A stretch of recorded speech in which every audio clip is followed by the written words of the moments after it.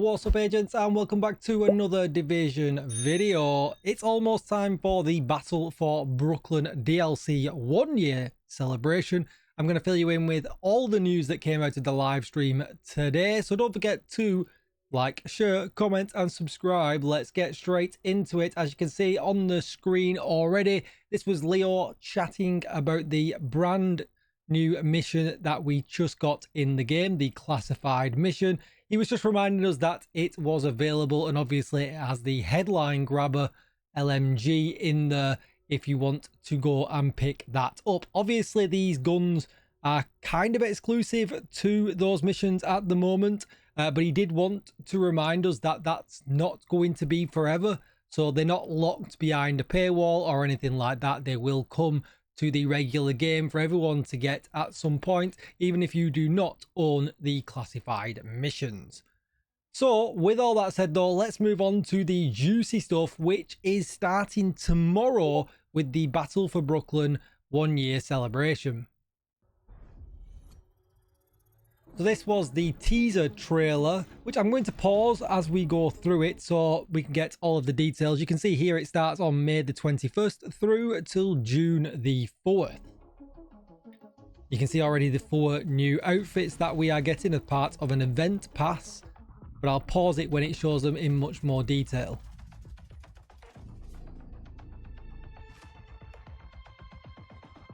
So first of all, we've got the cleaner boss outfit.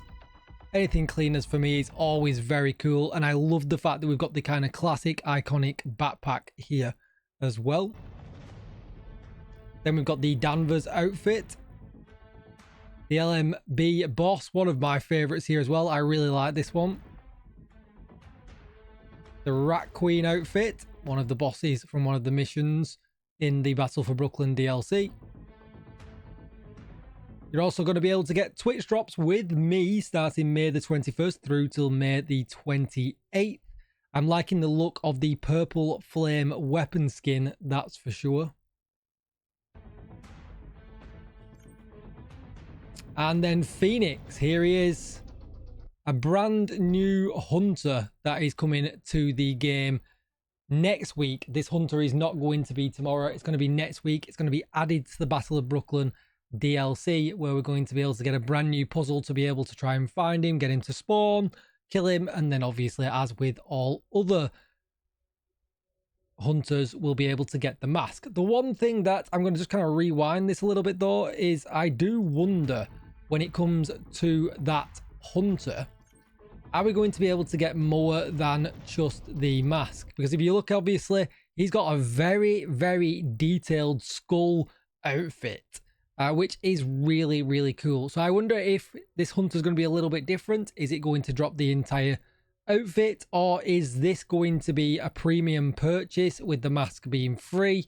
I'm not sure. It will be interesting to see how they handle that. They didn't necessarily tell us anything about it. Some extra information that we got in the patch notes is that the free track will contain the Rat Queen outfit and the Danvers Black Tusk outfit. The premium track contains the LMB, cleaner, and 2 exotic caches. So a bit of a bummer for me because I really want the premium track. So, well, who am I kidding? I'm going to get it and do a review of it anyway. But as usual, it looks like it will cost 1,000 premium credits to be able to get the premium track so that you get all of them. Yeah, the cleaner and the LMB are just my favorite, but let me know what your favorites are down below in the comments. Next up, they talked about the brand new global event, Corrosive Shell, that's coming to the game. You can see it in action here. It looks very purple flame. This starts on May the 26th through till June the 4th. And basically, you can get yourselves a huge amount of buffs from playing this global event. And if you break the corrosion debuff that is around the enemies, just make sure that you do not get caught in the radius, because it will apply the lowering of max armor that we get from the purple flame, but it also will apply that to any enemy around them as well. But when you break that corrosive bubble that they have around it, you gain Corrosive Momentum that gives you 50% weapon damage, 25% RPM, 25% status effects, and 50% reload. It's screaming OD amalgam for me. It absolutely is, with potentially something like the blue screen.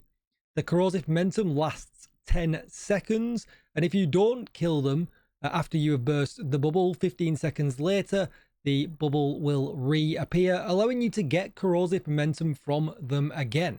So harder enemies in tier 10 that might necessarily not get burst down quite so quickly might actually get the buff back, or the corrosion debuff back, and you'll be able to trigger it multiple times from them to get that huge amount of damage. And I think this is going to be really good. 50% weapon damage, 25% RPM, and 50% reload speed.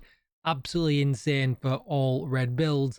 And OD certainly is going to shine because we've got constant status effects to break that bubble. I posted all this info live as they were doing it over on my X page and in YouTube posts as well, if you want to follow or subscribe to me on one of them platforms. But one other thing that they did show us, if I scroll down to here, for the GE, so the new global event reward track, when you get to the end of that, you're going to be able to get this corroded mask, which does look like something from Borderlands to me. I don't know what you guys think, but that's going to be the reward for completing the path, or the track, the reward track for this global event, along with the usual stuff that you'll get, caches with components and all the usual gubbins in. And in the patch notes that they released, they put this really cool looking photo. We also have the corrosive symbol here that you can see again, starts from May the 26th through to June the 4th. And you've already seen this in the background, the full outfit selection. I did live post this on my YouTube and on my X page, but one thing that isn't in there that they kind of talked about is the Whiplash that is coming with the season finale. We finally have what it actually looks like, because in the PTS it was just a plain model gun, but you can see here that they've not changed anything from the talent. Faster than reloading, having this holstered for 5 seconds, reloads and primes it. While primed, swapping to this weapon reloads your primary and secondary weapons, grants 20% rate of fire and 50% weapon damage until the magazine is emptied. And I really don't feel like many people will use the damage from it or the rate of fire from it, because you probably will end up never shooting it. But if you can swap to this and swap back in the time it takes to reload, e.g. you can do that quicker than reloading. So, you know, we've got some very long reload guns, Scorpio, LMGs and things like that. This is definitely going to become something that you're going to want to use. Unfortunately though, quick step movement speed is really nice, but when it comes to actually doing DPS in missions, this will certainly help with your sustained DPS if that reload speed is very long. And I think, you know, kind of LMG meta is what we're in right now when it comes to tier 10 escalation. Just a quick reminder, don't forget to follow me over on Twitch, twitch.tv/DJT-CKL, if you want to come and get your Twitch drops with me from May the 21st through to May the 28th. I can't wait to see what the purple flame weapon skin looks like.